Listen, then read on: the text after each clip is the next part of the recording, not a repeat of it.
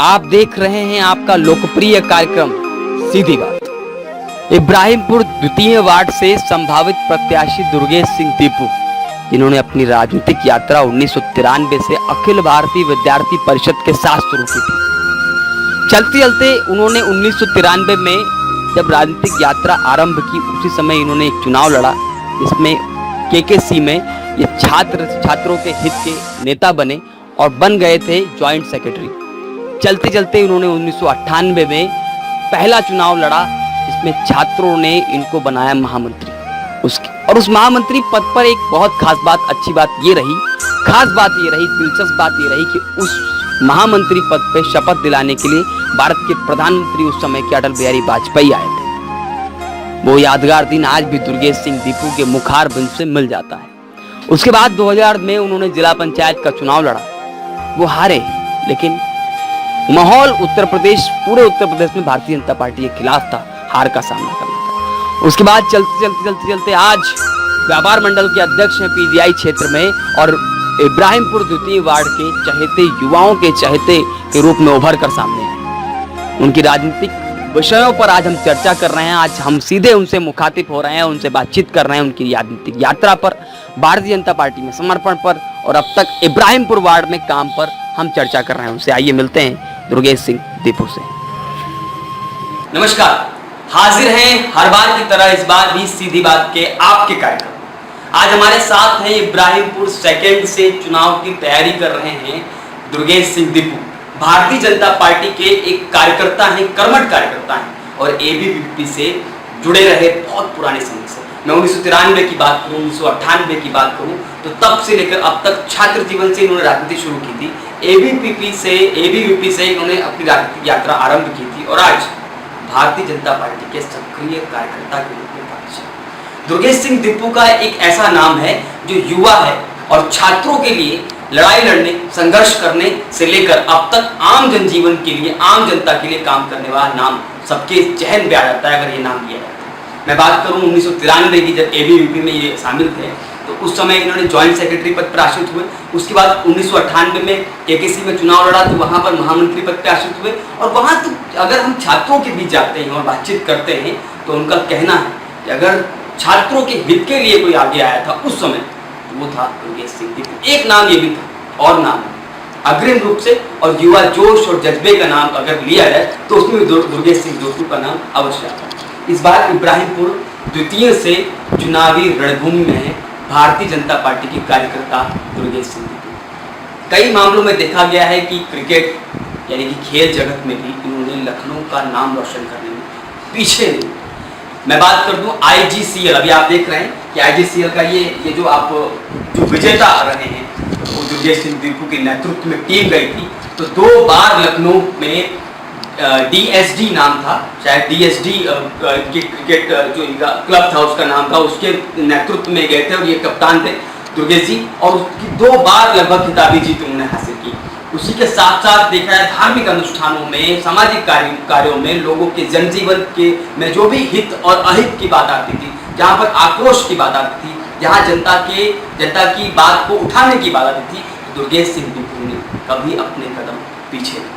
आज हमारे साथ है दुर्गेश सिंह दीपू। आज हम बातचीत करेंगे इनसे कि राजनीति में आखिर इनको लोकप्रियता हासिल करने के लिए आए थे या कुछ करने के लिए, राजनीति में आखिर इनकी रुचि कैसे बढ़ी, किस सन में इन्होंने अपने आप को पदार्पित कर लिया था राजनीति में, और भारतीय जनता पार्टी और एबीवीपी, इन दोनों से इनका तालमेल पुराना क्यों रहा, भारतीय जनता पार्टी इन्होंने क्यों पकड़ी, और भी दल थे, इसी दल को इन्होंने क्यों पकड़ा। हम पूछेंगे कि आखिर इन्होंने छात्र जीवन से लेकर अब तक जनता के लिए जो हम जानते हैं उसके अलावा क्या किया, और इब्राहिमपुर वार्ड हालांकि पहले एक था, अब बढ़ गया है, जो द्वितीय है, उसके लिए इन्होंने क्या किया। अभी तक इसका कोई पार्षद नहीं है।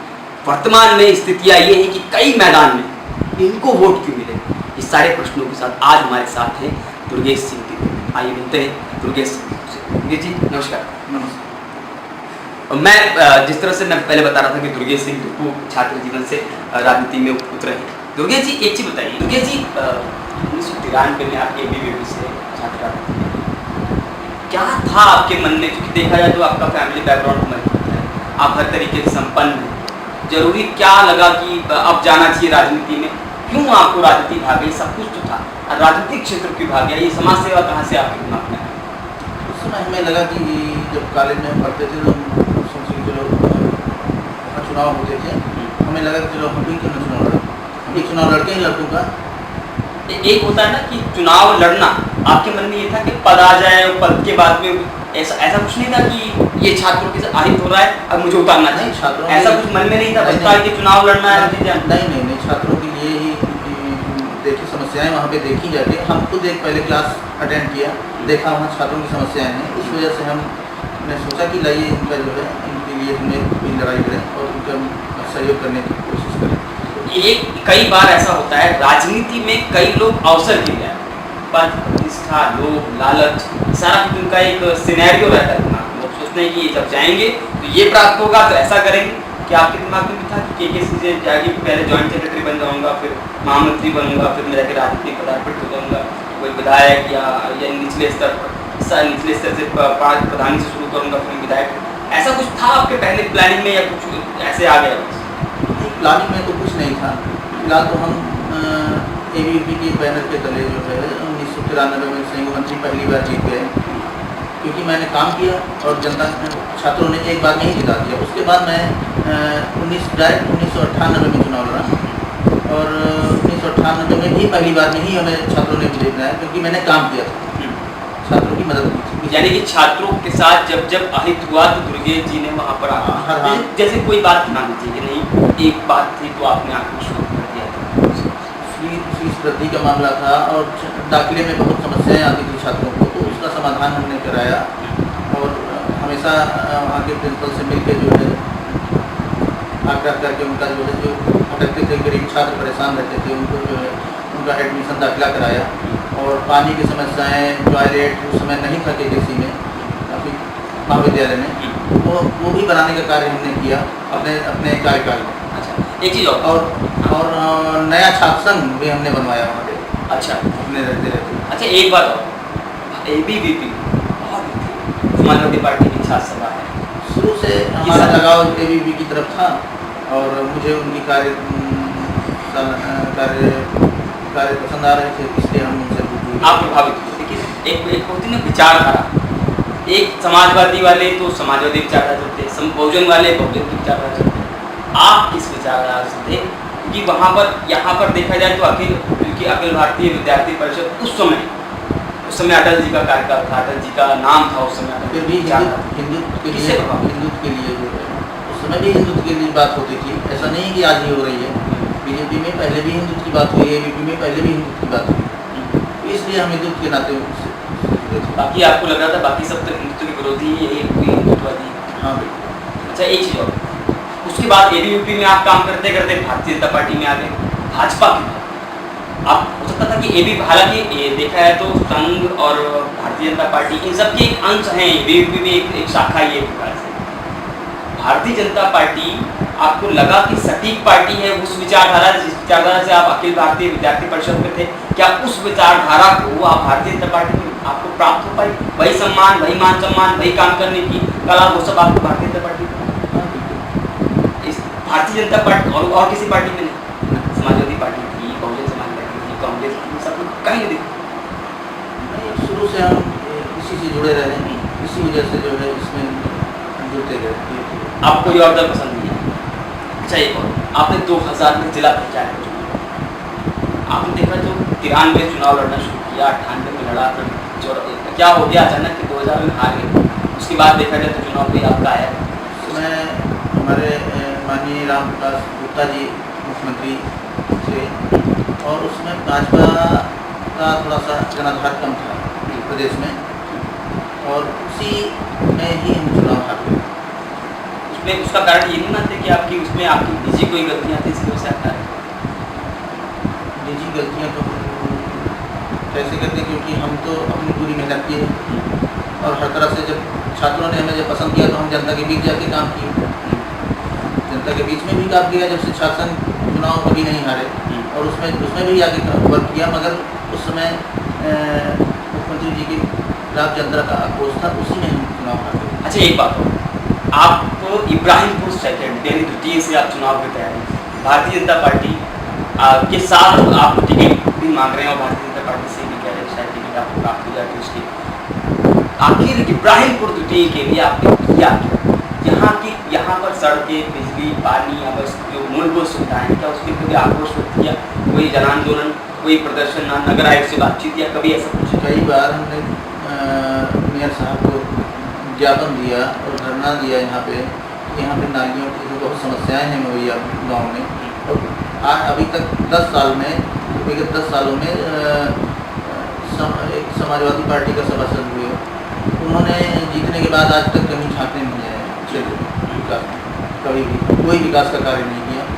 रोड नाली समस्याओं से जूझ रहे हैं आज हवत में मवैया, जहाँ से वो जीत के गए। उससे पहले भी शायद नरेंद्र हिरवानी भी सभासद बने, वो भी अपने उधर का लेगमथा साइड के थे, तो उन्होंने अपने तरफ का विकास कराया, इधर झांकने नहीं है। तो ये 10 सालों में ये क्षेत्र काफ़ी पिछड़ चुका है। और हम पिछड़ेपन के लिए कभी आपने जो बताया कि आपने धरना दिया, आपने ज्ञापन दिया, मेयर साहब को भी रोका हमने, कई बार गाड़ियाँ रोकी, उनको अपनी समस्याएं बताई और अपना एप्लीकेशन दिया हमने। मेयर साहब आपकी पार्टी के थे, आपने उनको घेराव नहीं, घेराव नहीं किया, हम अपनी समस्याएं उनको बताई कि सर ये हमारी समस्या है, घेराव नहीं किया। मतलब आप कहने का मतलब है कि जनता की जहाँ जहाँ मुद्दे होंगे आपको जैसे उठाना पड़ेगा, आप उठाएंगे और काम बिल्कुल। अगर आप पार्षद बन जाते हैं इब्राहिमपुर क्षेत्र से, तो क्या है आपका ड्रीम प्रोजेक्ट, क्या करना चाहते हैं इस क्षेत्र में? कुछ तो होगा ना, मुझे ये करना है, युवापन के नाते मुझे ये करके दिखाना है, कुछ अलग क्या है? सबसे बड़ी बात है यहाँ का नाली और सड़क, सबसे बड़ी समस्या है, जो कि अभी तक किसी ने ध्यान नहीं दिया इसकी तरफ। सबसे पहले तो इसको सही कराना है, और गाँव में स्ट्रीट लाइटें लगनी हैं, क्योंकि रात में अंधेरा हो जाता है बिल्कुल गलियों में, रोड खराब है, नाली नहीं है, स्ट्रीट लाइटें नहीं हैं। पहले तो ये हमें समस्या निवारण करने के बाद आगे सोचना कि क्या करें। पहले तो एक बहुत अच्छा सब कुछ हो जाए, और ये समस्या सबसे बड़ी है। बस नाली, सड़क, इनकी व्यवस्था, पानी, हाँ, और सीवर लाइन, आप इनको पहले प्राथमिकता देंगे, पहले इसको पूरा करने के बाद फिर आगे उसको जो है। कुछ विपक्षियों का कहना है कि दुर्गेश सिंह, जैसे मैंने देवेंद्र प्रताप का सवाल किया था, इससे पहले भी जो साक्षात्कार हुए, उनमें आरोप लगा कि दुर्गेश का नाम जहाँ जहाँ आता है तो एक दबंग छवि के व्यक्ति की आती है। उनको लगता है कि आप जब चुनाव लड़ेंगे तो आपके साथ वही कुछ आम युवा रहेंगे, जो उनका कहना है कि उन्होंने अराजकता का भी शब्द प्रयोग किया है। क्या आपको लगता है कि इस तरह का माहौल आपके साथ है? ऐसा कुछ नहीं, जनता हमारे साथ है और हर नवयुग हमारे साथ है। हमने कॉलेज से लेके क्रिकेट तक और हर नौजवानों को आगे बढ़ाने की कोशिश किया मैंने। क्रिकेट में भी मौका दिलाया और दिया, और इस क्षेत्र का नाम रोशन किया। लखनऊ ज़िले का नाम, जहाँ पे उत्तर प्रदेश में से पूरे ही उत्तर प्रदेश की टीमें आई थी, और हमने लखनऊ ज़िले का नाम रोशन किया IGC से जीता के। और इस क्षेत्र में हर साल एक भव्य माता दुर्गा पूजा कराता हूँ, जागरण जो आप कराते हैं, बड़ा चर्चा होता है। यानी हर साल तो ये ठीक है, लेकिन जो दबंग वाला शब्द है उसे क्या मानते हैं?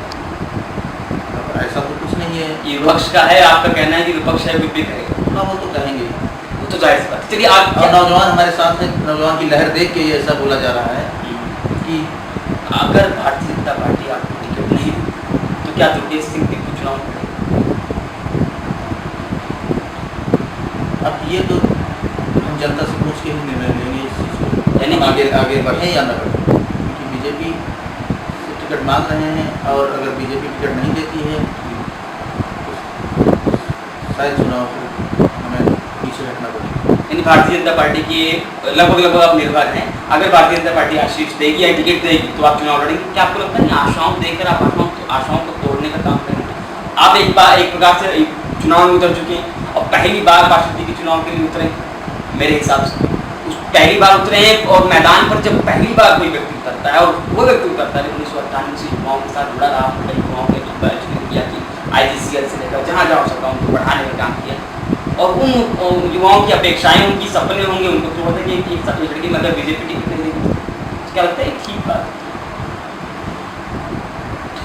कहीं ना कहीं ऐसा ही हम होता तो है। ऐसे भी मदद करते रहे हैं, कोई हमें पद मेरे पास नहीं भी है आज, फिर भी मैं आज मदद करता हूँ। ये तो अच्छी बात है, बिना पद के भी काम आप करते रहे और और बिना मैं पीजीआई के व्यापार मंडल का अध्यक्ष हूँ। हाँ, व्यापार मंडल के उपाध्यक्ष। 15 साल अध्यक्ष हूँ। अच्छा, अध्यक्ष। हाँ, अध्यक्ष हूँ। और व्यापारियों की भी समस्याएं, व्यापारियों की लड़ाई हम लड़ते रहे।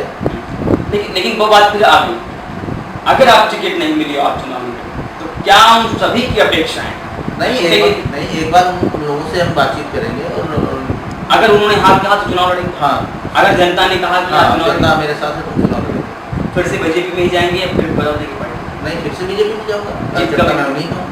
चलिए अगला प्रश्न। कितना विश्वास है? मेरे हिसाब से गिनती कर ली जाए तो अभी भी 15 से 20 लोग मैदान में उतर चुके हैं और कई लोग तो तैयारी बना रहे हैं कि जल्दी घोषित हो तो फिर हम लोग चले। कितना आपको विश्वास है कि आप जीतेंगे? हमने तो जनता के लिए काम किया है और ये तो जनता बताएगी कि आगे। मतलब ये पूर्ण विश्वास है कि जनता बताएगी तो आपके लिए बताएगी कि योगेश सिंह ये सब पर अगर हमने काम किया है तो जरूर बताएगी। विश्वास है आपका। एक संदेश आपकी तरफ से हमारे दर्शकों को, जो भी जितने भी लोग इनका इंटरव्यू को देखेंगे, जाने कि हाँ योगेश सिंह ने बात कही दूसरे मानना चाहिए। एक संदेश आपकी तरफ से जनता को, कोई संदेश आपकी तरफ से? हम तो हमेशा नौजवानों को समर्थन करते रहे हैं और हम नौजवान भाइयों से कहेंगे कि उन्हें लगे कि अगर दुर्गेश सिंह दीपू काम करने वाला व्यक्ति है या काम करेगा, नौजवानों को आगे बढ़ाएगा तो जरूर वोट देंगे। आपने देखा कि दुर्गेश सिंह दीपू से आज हमारी बातचीत हुई, लेकिन दिलचस्प और जो प्रेरणार्थ बात थी वो ये थी कि बिना पद के भी दुर्गेश ने कहा मैं काम करता रहा और काम करता रहा। ये अच्छी बात है। बिना पद के भी जो आदमी काम करने की चेष्टा और ललक को प्रदर्शित करे, इसका मतलब वो काम करना आगे भी चाहता है और पद मिले ना मिले लेकिन काम करता रहेगा समाज सेवा के रूप में और उत्कृष्टता दिखाता रहेगा। आज के लिए इतना ही, आगे हम फिर मिलते रहेंगे। आज के लिए इतना ही। कैमरामैन सचिन तिवारी के साथ मैं सचिन दीक्षित। आज के लिए इतना ही। Anti corruption news.